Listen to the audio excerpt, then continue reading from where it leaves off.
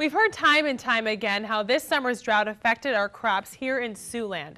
Now we get a deeper look into how the heat burned the livestock industry. Jim Petrick runs a farm in Gayville, South Dakota, where he raises pigs and cows and sells breeder hogs to other pork producers. Jim explains how the dry conditions have caused feed prices to spike and how that's making a difference on the pigs to come. We just absolutely turned the corner and went from the wettest, probably 18-month stretch that we've ever had here at the farm to absolutely the driest 18-month stretch anybody's ever seen.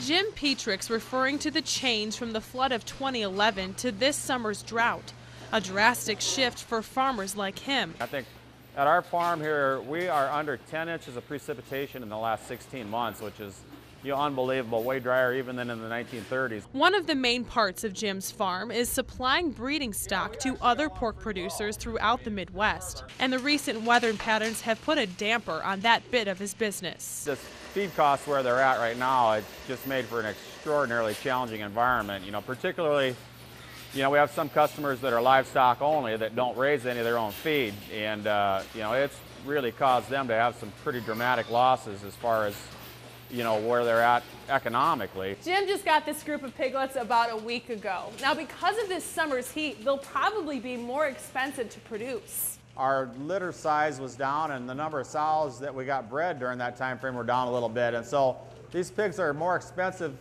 as I bring them off our sow farm, just because we've got less pigs to against the same amount of expenses. And there's another impact down the road. This is also going to be a more expensive pig to produce from here on out, because our feed costs are going to be about 35% higher than they would historically be. So I guess I'd be surprised if the meat in the grocery store wasn't a little more expensive by next summer too, because our costs have just gone through the roof here in the last year.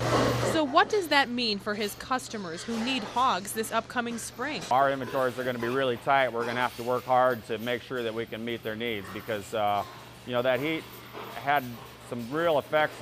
Jim also says if we get a little spike up in hog prices or a little drop in feed costs, he'll try to encourage his customers to lock up prices and know that they're going to have a positive margin for the next couple months. Well, we're looking into the fish to the greenhouse side of things, the aquaculture part of it, which led us into looking at shrimp on the other side of things, more economical, disease-free, chemical-free. Chad Duttler is familiar with all sorts of farm equipment, but for him, this net is a new tool. That's a pretty good size one. Chad's wife Keely says for about 8 months, Chad had been talking about raising shrimp, but she didn't realize how serious he was until he took a trip to Fowler, Indiana, the closest shrimp farm, 9 hours away. I thought, this is a great way for me to be able to be at home or be able to do things at the school or, coach and do different things with the kids. This will be an opportunity for me, so I should probably jump on board here. Laid this building out myself, and the part of that, my dad and my mom and Keely helped here, put everything together. They did a lot of the pools. We did a lot of the plumbing work in here, water lines, the air lines from there. It was just all in my head, and we just kind of laid it out. These are little guys. The process starts before you can even spot shrimp in the water. We order them from a hatchery in Florida, and they are overnighted FedEx to the Sioux City FedEx store.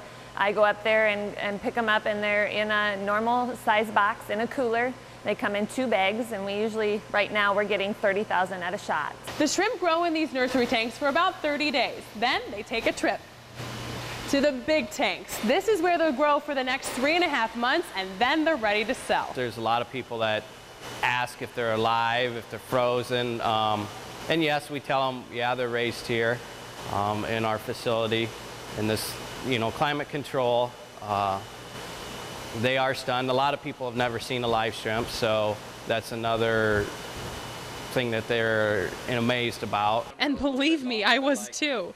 See for yourself. They squirm and jump just like fish. But once they're ready for your dinner plate, the Duttlers offer up their shrimp by the pound to pick up at Shrimp 59. Right now, we're fulfilling, the public what they need, and I don't know that if we would pick up a restaurant, you know, if we'd be able to fulfill them and our public, you know. So we do have room to expand. So if we, you know, get something, you know, something going, we'll go that way. Dairy farmers constantly look for ways to increase their milk production. The more cows they have, the more milk they can produce.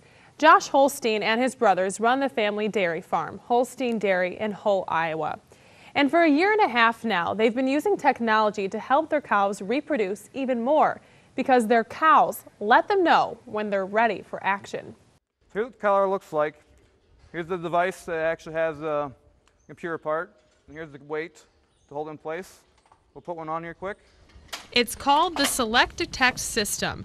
Josh Holstein and his co-workers installed it in their dairy barn a year ago, June. Each cow gets a collar. It'll measure the activity, it'll base it off her normal activity versus the herd's activity. So if she's in heat, her activity will be higher than the normal activity. And they have to be sure this heat detecting technology works to their advantage. We like to make sure the thing is snug, so it collects all the information of the activity of the cow, so it's not sloppy or gets all the information correctly. The collar has accelerometers in it. It judges the cow's activity back and forth, up, down, sideways, every direction you can think of about. Once those collars are on the cows, it'll send information back to a computer. So say one of these is in heat, it'll send a message and Josh can reach that information on his phone, on an app, or on the computer. When you open the program up, it'll have active cows that are potentially in heat, cows that are expected to be in heat, cows that are possibly sick, and cows that have low batteries. By using these ready-to-go monitors on their cows, the Holsteins can better communicate with their vet. They can come here after they get done with work, their normal job, and actually still be able to monitor, okay, this cow wasn't acting right, so we need to look at her, see if we need to do any treatments or have us come out to look at the cows further. And yeah, it's definitely helped with the health aspect of the cows, just that they get caught quick. Just knowing when his cows are in the mood. Our conception rate's gone up about 10%. Our preg rate's gone up quite a bit. Our days of milk are way less than they used to be, and our cows are milking much better because they're all coming back into calf again and getting peak milk production. And we're really seeing a lot of benefit right now because a year and a half ago we put it in and we got really, really good results now. Josh also says the alert system has made labor more efficient, so his guys don't have to be present to know when their cows need a little extra attention.